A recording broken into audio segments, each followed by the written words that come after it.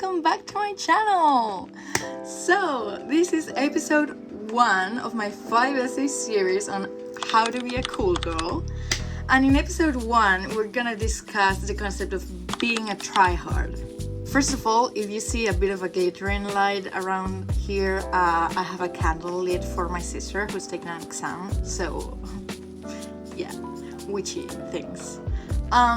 Anyways, so first of all, I'm gonna divide this episode in different chapters. So if you're interested in one chapter in specific, you can just skip to that chapter. And their chapters are going to be, first of all, a little bit of contemporary history because context is important. Second, it's going to be why even trying in the first place. Third is going to be how can one begin to try their best, and finally the conclusion. So let's begin, let's get started. Also, if you want a bit of context, you should watch the episode 0, which was introductions and disclaimers, where I talk a little bit about my personal background, my biases, my flaws, the fact that I have a long list of resources, so check that out if you're interested in learning more on the topic, and also the fact that the title is satirical, and I don't mean that you're not a cool girl right now, but that you are a cool girl and that you have to find the coolness within you, not in external sources. Anyways, now let's get started with the video. So first of all, a little bit of contemporary history. So trying has been seen as something bad ever since the 2010s approx, with the rise of minimalism and the greige agenda, with examples such as the Kardashians making everything look modern and sleek, and a lot of logos and brands rebranding themselves to look more minimalistic, more clean, which kind of made them, in my opinion, feel soulless and without life. That happened out of oversaturation of consumerism, first of all, the philosophy of minimalism coming into life, of just living a simple life without extras. That, however, has a strong political agenda, which we are gonna discuss later on. So yeah. Then the 2000s came back in fashion. The Y2K movement and all that. You can see the low-rise jeans and Britney Spears coming back, and that meant a coming back of loudness and maximalism, because 2000s, baby. With the back of the 2000s, we also saw coming back of trying and caring about what you do. Instead of being nonchalant and cool and effortless in anything that we do, we started putting effort. We can see that with examples such as Chappell Roan's Grammy performance, Tyler the Creator's Chromacopia, which is super effortful, or Kendrick Lamar's Super Bowl performance, which we all have heard about. We call this the music renaissance, and all of this comes together to create a new portrait, a portrait of unique, caring, maximalism, doing your best, pushing aside the bare minimum and raising the bar. Minimalism is extremely political because it puts the consumerist responsibility on the individual, meaning you are the one who are not consuming right, instead of the corporations and the businesses not marketing ethically and not producing ethically. So it puts the blame on you, basically, and takes, therefore, the blame away from corporations. Also, minimalism teaches us to live with the bare minimum, which is a good concept, and don't get me wrong. Minimalism is not all bad. Like, we need to learn how to detach from stuff, like how to detach from things, from physical things. I'll talk more about it in future videos because I'm really interested in the topic, but Buddhism teaches us to detach ourselves as much as we can from physical stuff. Oh, my cat, it's there.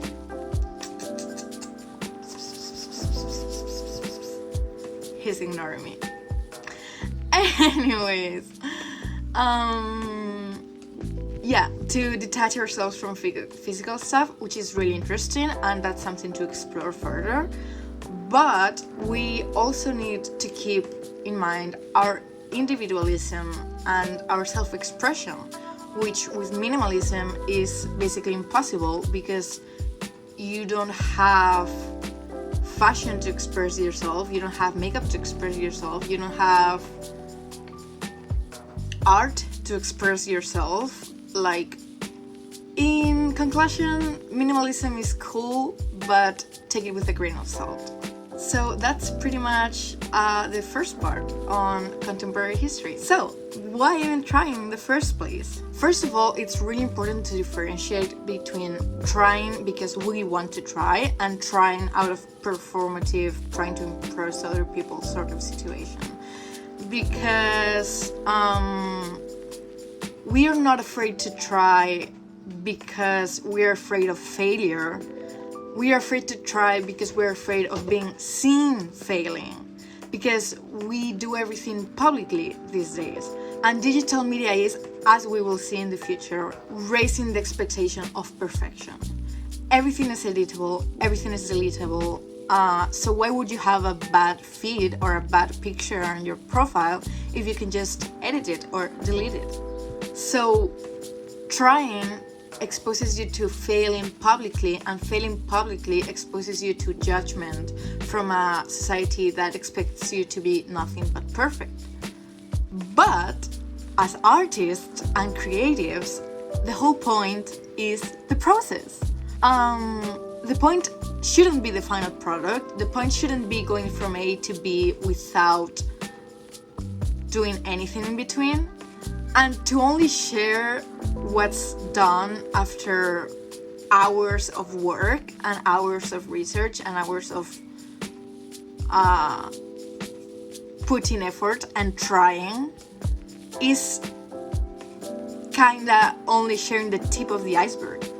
The charm of art is the process itself. Like, you don't write an essay because you want to have an essay, but because you enjoy writing it. You don't paint an artwork because you like to have a pretty artwork, but because you enjoy the process of getting your hands dirty and, you know, practicing with acrylics or oil or whatever you use.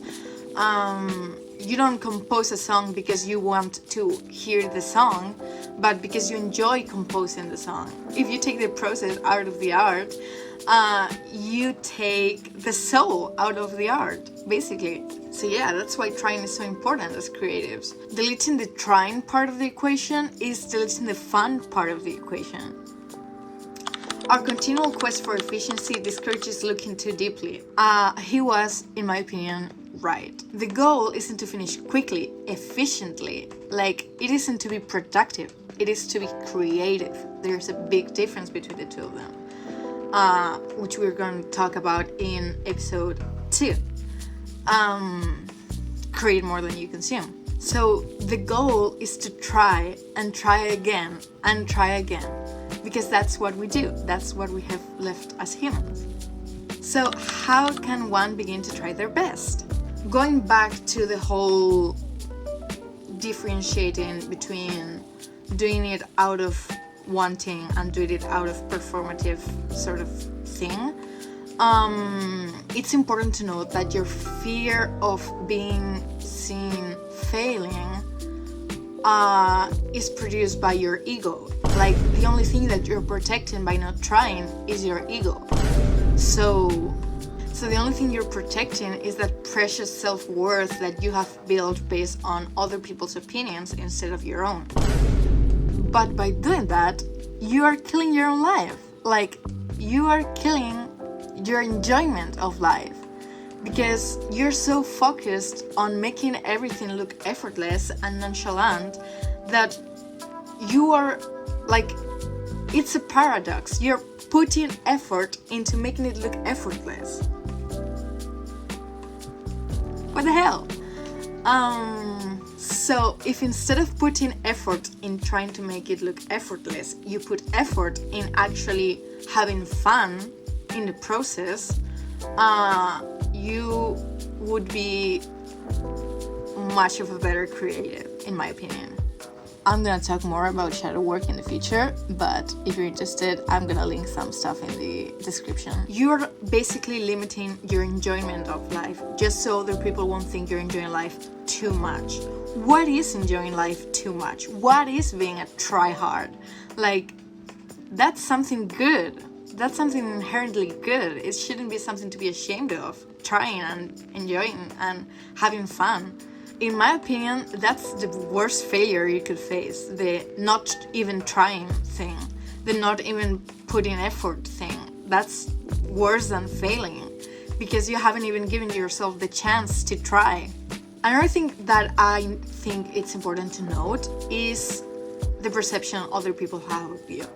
Because, of course, I'm talking about trying and self-worth and ego and all that. But at the end of the day, we do care about what other people think. So what about that? First of all, everyone is super busy dissecting their own lives to be focusing on your own. Everyone and their mom is thinking of their own failures, how to fix them, how to hide them, how to make them look effortless, how to be cool. And when you try, when you put yourself out there and you actually put effort into what you do, other people won't look at you and think, haha, that's a try hard, haha, they are trying too hard, they're putting so much effort, and for what? Nobody's thinking that. What they see when they see you try and try out loud and in public is your bravery and your guts. Like, think of your own reaction to seeing someone else try, and think of your own reaction to seeing me try right now. You're watching me try my best with this video, and I hope you're not thinking, oh, what a tryhard, oh, or making fun of me. If you want to make fun of me, at least do it in the comments so that you engage. But I hope you're not making fun of me, and if you are making fun of me, that speaks more loudly of you than it does of me. So think about that when you're thinking of what other people are thinking. Plus, envy and evil eye, whoever may criticize you is just too scared to try themselves, and they're projecting it onto you. Nonchalantness comes from a fear of being vulnerable to judgment. Which is exactly where trying gets you. But in order to be able to try, you need to first shake off that fear. So, as a conclusion, remember that every great artist in history tried, every great artist in history failed, and every great artist in history tried again. Do you think Michelangelo didn't try when he did the Sistine Chapel? Like, have you seen that? Do you think, I don't know, Artemis Gentileschi didn't try when she did her Judith? Like, they're marvelous pieces of art that we wouldn't have unless the artist tried making them in the first place. So here, with this video, I urge you to please try your best, just give it a shot. And if you do it publicly, even better, because you're working on yourself, working on fixing your ego, working on a healthy creative mindset instead of oh, I'm so scared to try, I'm so scared to do anything, I'm so scared, I'm so afraid. So you cultivate your own bravery and your own empowerment. So that's pretty much it. That's pretty much my video on being a tryhard and trying and giving your best shot. If you liked it, actually like it, please. I would really appreciate that. I would also really appreciate if you comment anything, even if it's a critique, as I said earlier. And if you would like to know more about my 5 essay series, you should check out the first 0 video. where I talk about the introduction, the disclaimers. I overview every essay that I'm going to be talking about. The next video is going to be about creating more than you consume, which in my opinion is controversial, because it's borderline self-exploitation. We consume a lot on our daily lives. So yeah, if you're interested in any of that, consider subscribing. It's free. It helps me a lot. And yeah, that's pretty much it. Thank you so much for watching me. Thank you so much for listening to me. And I will link all of the resources down. And maybe I link some that I might have forgotten to talk about. So yeah, thanks so much. Bye. Mwah.